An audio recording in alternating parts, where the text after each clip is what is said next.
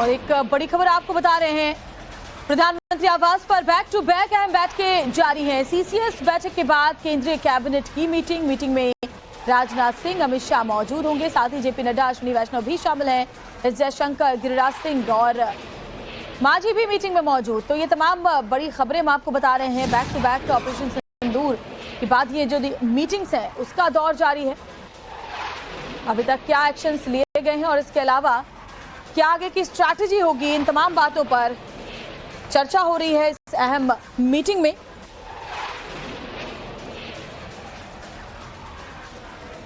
और हिमांशु हमारे साथ, हमारे सहयोगी ज्यादा अपडेट को लेकर के जुड़ गए हैं। हिमांशु, क्या जानकारी मिल रही है इस बैठक को लेकर के?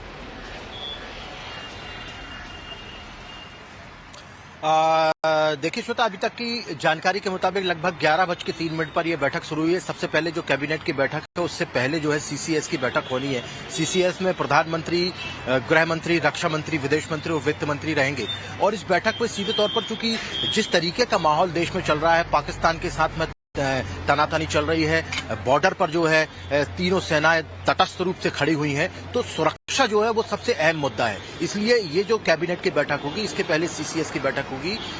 उसमें ये रिव्यू किया जाएगा कि अभी तक की सिचुएशन क्या रही है और आने वाले दिनों में किस तरीके से हमें अपनी सेनाओं को डिप्लॉय रखना है, किस तरीके से, जैसा कि प्रधानमंत्री ने बोला है कि पीओके को भी अब पाकिस्तान को छोड़ देना चाहिए, भारत को दे देना चाहिए। तो आगे आने वाले रणनीति को लेकर जो है, सुरक्षा को लेकर रणनीति जो है उस पर चर्चा होगी। अभी तक जो हो चुका है उसका रिव्यू होगा और निश्चित तौर पर प्रधानमंत्री ने जिस तरीके से कल आदमपुर का दौरा किया, जिस तरीके से उन्होंने परसों 8 बजे शाम को संबोधित किया पूरे देश को, तो जो भारत की जो छवि बनी है पूरे विश्व भर में, उसको लेकर कहीं ना कहीं प्रधानमंत्री का धन्यवाद भी हो सकता है। दूसरी सबसे बड़ी बात है कि कैबिनेट की बैठक होगी और सबसे महत्वपूर्ण विषय यह है कि जिस तरीके से अमेरिका की तरफ से सीज फायर की बात कही गई थी, तो उस बात को लेकर भी जो स्कोर करने की कोशिश की थी अमेरिका ने, उसको भी कहीं ना कहीं न्यूट्रलाइज करने के लिए बात की जाएगी। तो इन तमाम मुद्दों को लेकर चर्चा होगी, लेकिन सबसे महत्वपूर्ण बात यही रहेगी कि अभी तक की जो रणनीति रही है दुश्मन को लेकर,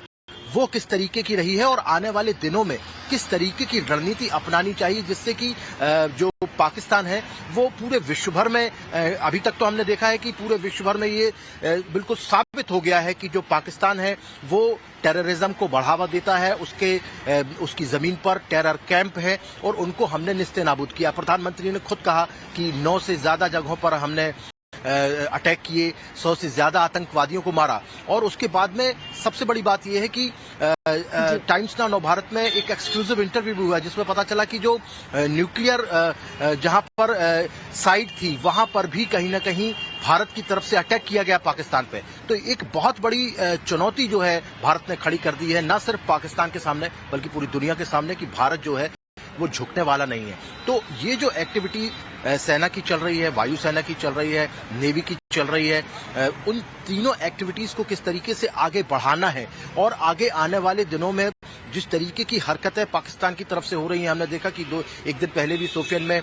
3 आतंकवादी मारे गए। तो आतंकवादी जो गतिविधियां हैं वो लगातार बॉर्डर पार से इन्फिल्ट्रेशन हो रहा है, तो उनको किस तरीके से रोका जाए और आने वाले दिनों में पाकिस्तान को किस तरीके से पूर्ण रूप से वहां से टेररिज्म का खात्मा किया जाए। पीओके यदि पाकिस्तान खुद से नहीं देता है तो आने वाले दिनों में किस तरीके से उसे अपने कब्जे में किया जाए, इन तमाम बातों को लेकर निश्चित तौर पर रणनीति बनेगी और अभी तक के जो हालात हैं उस पर रिव्यू भी किया जाएगा। बिल्कुल सही कह रहे हैं। बैक टू बैक हिमांशु बैठकों का दौर जारी। सीसीएस की मीटिंग के बाद कैबिनेट की भी मीटिंग होने वाली है और सबसे बड़ी बात है कि देखिए, जब से पहलगाम अटैक हुआ